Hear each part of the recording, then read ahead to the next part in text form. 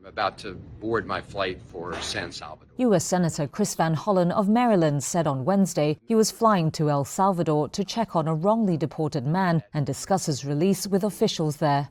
Kilmar Abrego Garcia, a Salvadoran who was working legally in the U.S., was sent there on March 15th despite a court order preventing the deportation.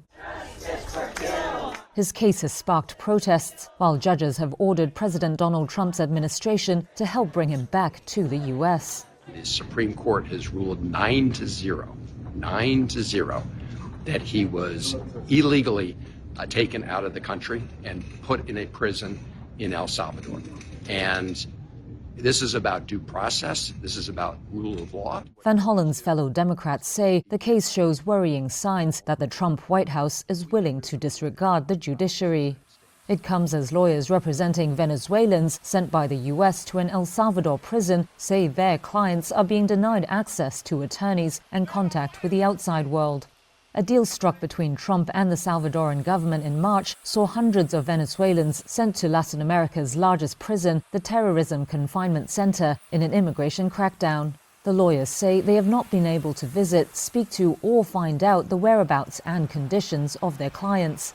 They say they have also only been able to gain the clients' identities through leaked information. Private attorneys paid for by the families of the deported have filed writs of habeas corpus at El Salvador's Supreme Court. That's to try and compel the government to justify the Venezuelan deportees' detention or release them.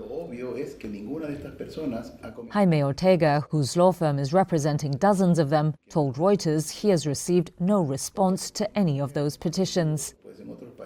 Salvadoran rights group Crystal Sal is preparing habeas corpus claims for more than 100 Venezuelans.